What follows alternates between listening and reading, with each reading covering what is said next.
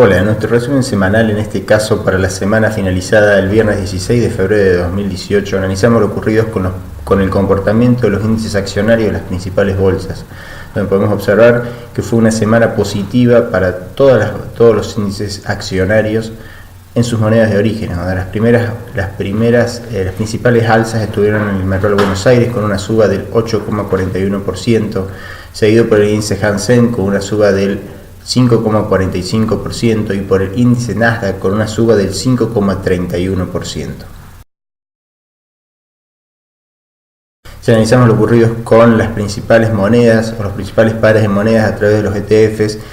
nos concentramos en uno de los principales variables, lo que ha movido o que ha sido explicación del comportamiento de los mercados para esta semana que finalizó, donde podemos observar que el índice representativo del ETF, representativo del dólar index, en el gráfico inferior izquierdo, revirtió la apreciación que había tenido la semana previa y por lo tanto se tradujo en apreciaciones de todas las monedas o todos los pares de los principales pares de monedas, donde podemos observar de que en el caso del yen japonés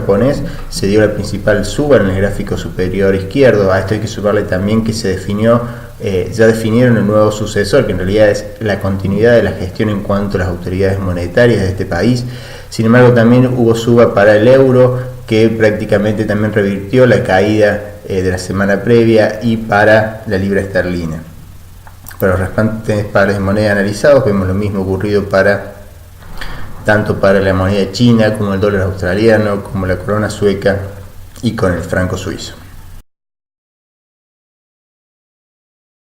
Y analizando entonces esta caída que tuvo la moneda del dólar estadounidense con relación a las restantes monedas, analizamos cuál fue el comportamiento del dólar en relación al valor de diferentes commodities, como puede ser en el caso de los commodities como la plata, en el gráfico superior izquierdo, el acero en el gráfico superior derecho, el oro en el inferior izquierdo y también el petróleo en el oro en inferior derecho y el petróleo en izquierdo. Vemos que fueron semanas positivas, es decir, la caída del valor del dólar se vio también en relación al valor de los bienes y por lo tanto los bienes commodities incrementaron sus precios.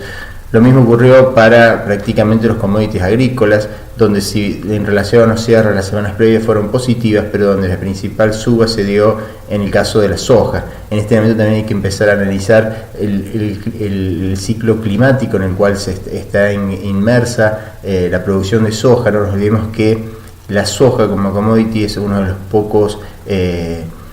commodities en los cuales hay definición en el hemisferio sur en cuanto a volumen de producción, en cuanto a lo que representa en la oferta mundial, y por lo tanto años secos para el hemisferio sur, y en el caso para la Argentina particularmente como uno de los principales productores, esto puede estar incidiendo en cuanto a también un mayor incremento en el precio de la soja si lo comparamos con lo que ocurrió con el maíz y con el trigo. Y ya en el plano local analizamos lo ocurrido con los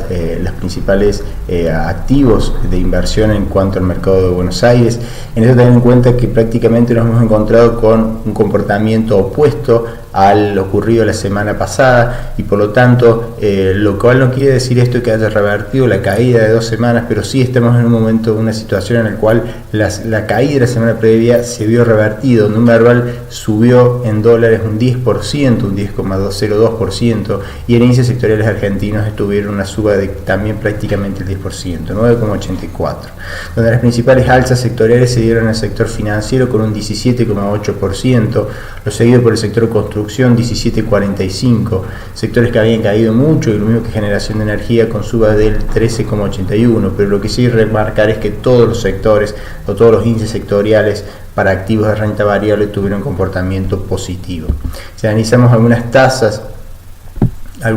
de interés, vemos que fue una semana en la cual el Banco Central no modificó sus tasas de política monetaria, y por lo tanto fue un periodo de subas en el caso de la BIBOR, una suba de 55 puntos básicos, y la BAD del 0,19, y una TM20 de 119 puntos básicos, es decir, una suba de consideración. Y esto tener en cuenta entonces también que los bancos lo consideran como una de las principales fuentes de fondo y por lo tanto vemos el gran diferencial, el spread que existe entre la TM20, que es por depósito de más de 20 millones de pesos en plazo fijo, en relación a un depósito normal que rinde un 21,33%. Si analizamos lo ocurrido con los bonos en dólares tuvieron mejoría en sus cotizaciones y por lo tanto un traslado principalmente en el tramos más cortos, las curvas hacia abajo en cuanto a rendimientos exigidos. Lo mismo vemos que para los bonos dólar link, si bien fue mucho más tenue en relación a la curva de bonos en dólares. Los bonos en pesos a tasa fija que tuvieron una caída en sus cotizaciones y por lo tanto una suba, y en esto hay que indicar los resultados en cuanto a los índices inflacionarios, principalmente el mayorista para los meses de enero, donde se puede ver que la inflación no logra revertir su tendencia, en todo caso se tiende a acelerar, producto quizás de lo que ocurrieron en cuanto a los cambios de políticas, tanto en los incrementos de la tasa y lo que significó esto en modificaciones de tipos de cambio, mientras que para tasa variable en pesos hubo caída en el tramo más corto y en bonos en pesos más ocurrió lo mismo. Bueno, entonces fue una semana que estuvo principalmente, su principal driver estuvo a nivel internacional con lo que ocurrió con el dólar y donde nuevamente esta semana vamos a estar deberíamos tener puestos los ojos en este punto. Si bien pareciera que la caída de las semanas previas, de la semana previa se vio revertida, no podemos decir de que se haya recuperado de la caída inicial ya a principio de este mes y por lo tanto deberíamos estar atentos a lo que ocurra con el dólar index y por lo tanto sus incidencias en cuanto a los activos. Es decir, estamos en un mercado alcista, de corrección alcista, si bien todavía no podemos estar asegurando que el viento o la tormenta que pareciera haberse iniciado se haya finalizado. Bueno, que tengan una excelente semana, nos estaremos viendo la próxima semana.